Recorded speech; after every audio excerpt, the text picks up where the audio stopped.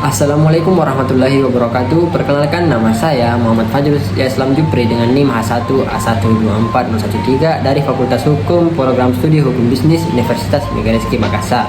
Video ini dibuat untuk memenuhi tugas akhir dari mata kuliah Bahasa Indonesia oleh dosen pengampu Ibu Runi Meirati SSM Hub dengan tema polemik hukum di Indonesia.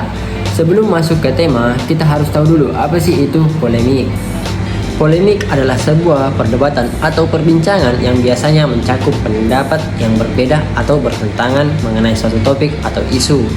Polemik seringkali menimbulkan kontroversi karena setiap pihak yang terlibat memiliki pandangan yang saling bertolak belakang atau bahkan ekstrim terhadap suatu masalah. Polemik dapat terjadi dalam berbagai bidang seperti politik, hukum, sosial, dan budaya.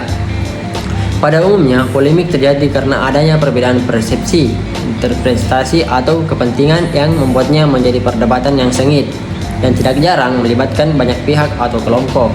Polemik juga bisa mempengaruhi opini publik, tergantung pada bagaimana isu tersebut disebarluaskan atau diperdebatkan.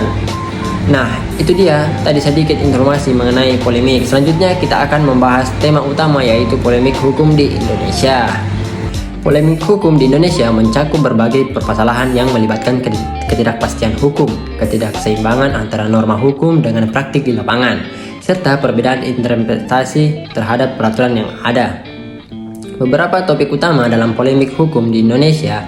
Yang pertama, yaitu ketidakadilan dalam penegakan hukum.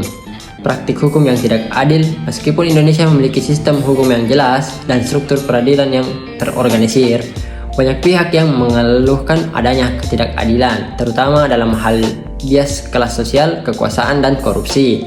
Pengadilan sering dianggap lebih berpihak pada mereka yang memiliki kekuatan ekonomi atau politik. Korupsi dalam penegakan hukum. Korupsi di kalangan aparat penegakan hukum, baik di kepolisian, kejaksaan, maupun pengadilan, seringkali memperburuk kepercayaan masyarakat terhadap sistem hukum. Yang kedua, ketidakselarasan antara hukum positif dan hukum adat. Poin pertama, konflik antara hukum adat dan hukum negara. Di banyak daerah di Indonesia, hukum adat masih digunakan oleh masyarakat dalam menyelesaikan sengketa. Terkadang hukum adat bertentangan dengan hukum negara yang bersifat lebih modern dan formal. Perbedaan ini seringkali menimbulkan perdebatan tentang relevansi dan efektivitas kedua sistem hukum tersebut dalam menghadapi tuntutan zaman. Poin kedua, penerimaan terhadap hukum adat. Beberapa pihak berargumen bahwa hukum adat harus lebih diakui, sementara yang lain berpendapat bahwa hukum negara lebih penting untuk menjaga kesatuan dan keberlanjutan sistem hukum Indonesia. Topik ketiga, masalah dengan undang-undang yang tidak jelas dan bertentangan. Poin pertama, ambiguitas undang-undang. Banyak undang-undang di Indonesia yang memiliki ketidakjelasan dalam rumusan pasal-pasalnya, sehingga dapat menimbulkan multi-interpretasi. Hal ini seringkali dimanfaatkan oleh pihak tertentu untuk kepentingan pribadi atau kelompok tertentu. Contoh polemik undang-undang. Polemik terkait undang-undang Omnibus Law Cipta Kerja yang dianggap dapat merugikan hak-hak buruh dan merusak lingkungan adalah salah satu contoh bagaimana undang-undang yang diubah atau disahkan bisa menimbulkan protes besar dan perdebatan di kalangan masyarakat dan berbagai elemen hukum. Yang keempat, penyalahgunaan kekuasaan oleh penegak hukum. Poin pertama, kekuasaan yang menyimpang. Salah satu polemik hukum yang terus terjadi adalah penyalahgunaan kekuasaan oleh aparat penegak hukum seperti polisi dan jaksa dalam bentuk penyiksaan, pemerasan, atau pembuatan kasus palsu. Hal ini merusak integritas dan kredibilitas sistem hukum Indonesia. Poin kedua, kurangnya akuntabilitas. Meskipun ada lembaga seperti Komisi Pemberantasan Korupsi atau biasa disebut KPK dan Komisi Nasional Hak Asasi Manusia Komnas HAM, namun penegakan hukum terhadap pelanggaran yang dilakukan oleh aparat hukum seringkali terhambat oleh politisasi atau kepentingan tertentu. Yang kelima, polemik hukum pemberantasan korupsi. Poin pertama, KPK dan politisasi. KPK seringkali menjadi sorotan dalam polemik hukum di Indonesia. Ada yang mendukung peran KPK dalam memberantas korupsi, namun ada juga yang mengkritik bahwa lembaga ini sering dipolitisasi dan digunakan untuk menyerang pihak-pihak tertentu dengan alasan politik. Poin kedua, Undang-Undang KPK. Revisi Undang-Undang KPK yang disahkan pada 2019 menyebabkan polemik besar karena banyak pihak yang merasa revisi tersebut justru melemahkan lembaga anti korupsi tersebut. Yang keenam, hak asasi manusia dan hukum pidana. Poin pertama, pelanggaran HAM. Indonesia masih menghadapi tantangan besar dalam hal pelanggaran hak asasi manusia. baik yang terjadi di masa lalu seperti pelanggaran yang terjadi pada peristiwa 1965 atau 1998 maupun yang terjadi pada saat ini, meski ada upaya hukum untuk menyelesaikan kasus-kasus pelanggaran HAM. Hasilnya seringkali tidak memuaskan atau tidak adil. Poin kedua, penegakan hukum terhadap kasus HAM. Penuntutan terhadap pelanggaran HAM masih banyak mengalami hambatan hukum, terutama terkait dengan ketidakjelasan hukum dan tidak adanya kepastian hukum terhadap pelaku pelanggaran.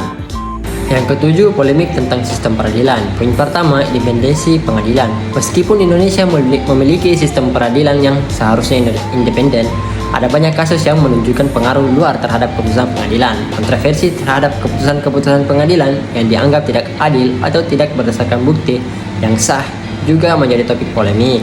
Poin kedua, penyelesaian sengketa ekonomi dan bisnis.